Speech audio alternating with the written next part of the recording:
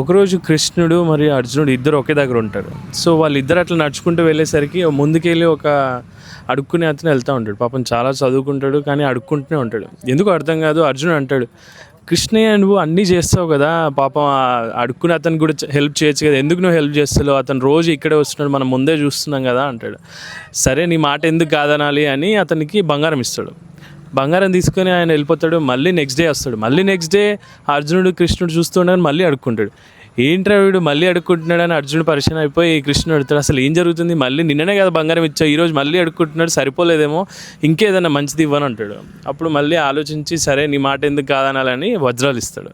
So ఇవన్నీ తీసుకుని వెళ్ళాక మనోడు ఏం చేస్తాడంటే, అబ్బా నాకు ఈరోజు బంగారం దొరికింది, ఇదంతా నాకే కావాలి, నేను ఈ బంగారంతో మొత్తం అన్నీ నాకు కావాల్సిన సంపదలు కొనుక్కుంటాను, ఏదైనా కొనుక్కుంటానని చెప్తాడు. చెప్పిన తర్వాత అక్కడ చూడగానే ఒక దొంగ వచ్చి అదంతా ఎత్తుకెళ్తాడు. నెక్స్ట్ డే మళ్ళీ వజ్రం ఇస్తాడు కదా, వజ్రం కూడా తీసుకుని వెళ్ళగానే మళ్ళీ అదే ఆలోచన, సొంత ఆలోచన, ఈ వజ్రంతో ఓన్లీ నాకే నేనే అనే ఆలోచనతో ఈ వజ్రం వచ్చింది, నేను ఇప్పుడు పెద్ద కోట కట్టుకుంటాను, ఇల్లు కట్టుకుంటాను, పనులు వస్తారు, ఆలీలు వస్తారని ఏదేదో ఆలోచిస్తాడు.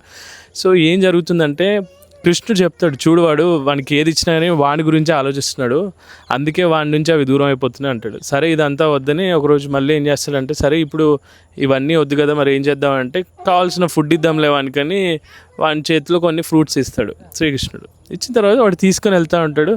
చూడు నా దగ్గరికి వజ్రాలు వచ్చాయి, బంగారం వచ్చింది, అన్నీ వచ్చినాయి, నా నుంచి అన్నీ వెళ్ళిపోయినాయి, ఇంకా నా చేతిలో ఏం లేదు కదా, ఇవి తినే ఇవే ఉన్నాయి అని ఒక 2 చేపలు చూస్తాడు. అక్కడ 2 చేపలు పట్టుకొని పాపం ఒకడు చంపడానికి తీసుకెళ్తూ ఉంటారు. సో వాడు చూసి ఏం చేస్తాడంటే, ఆ చేపలు ఎప్పుడైతే వాడు తీసుకెళ్ళాడో వాడు చూసి కొంచెం తన చేతిలో ఉన్న ఫుడ్ ఏదైతే ఉందో దాని నోట్లో పెడదామని చూస్తాడు.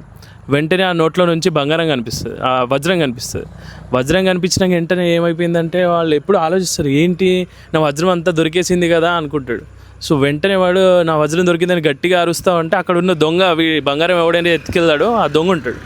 సో ఆ దొంగ చూసి, అరే నువ్వు అరవకరా బాబు, వీళ్ళందరూ నన్ను కొట్టేలా ఉన్నారు, ఆ బంగారం తీసుకొచ్చి వీని చేతిలో పెడతాడు. సో దీని నుంచి మనం అర్థం చేసుకోవాల్సింది ఏంటంటే, కృష్ణుడు చెప్తాడు, ఏంటి నిన్న మనం బంగారం ఇచ్చాం, మొన్న వజ్రాలు ఇచ్చాం, వాడు ఇంకా అడుక్కుంటున్నాడు, ఈరోజు ఏంటి మొత్తం అన్ని వాని చేతులకి వెళ్ళి వచ్చినాయి ఏంటి అని అంటాడు. అన్నాక ఆయనతో వాడు చూస్తాడు. అప్పుడు కృష్ణుడు ఏమంటాడంటే, చూడు ఎప్పుడైతే మనం బంగారం ఇచ్చినా వజ్రం ఇచ్చినా వాడు వాని గురించే ఆలోచించిండు, కానీ ఎప్పుడైతే మనం వానికి తినడానికి ఇచ్చామో అది వాడు పక్కోనికి ఇచ్చాడు చూడు, సో అందులోనే కర్మ దాగుంది, దానివల్లే వానికి ఇవన్నీ వచ్చాయి, అదే రియాలిటీ, అదే లైఫ్. సో ఈరోజు మనం ఇన్ని చూస్తున్నాం కదా, సో వీటన్నిటికి కూడా మీరు హెల్ప్ చేయాలంటే నెంబర్ కింద పెడుతున్నా, డైరెక్ట్ హెల్ప్ చేయండి, లేకపోతే మీరు వచ్చి ఇక్కడ ఏమైనా సాయం చేయాలనుకున్నా సాయం చేయండి. ఓకే.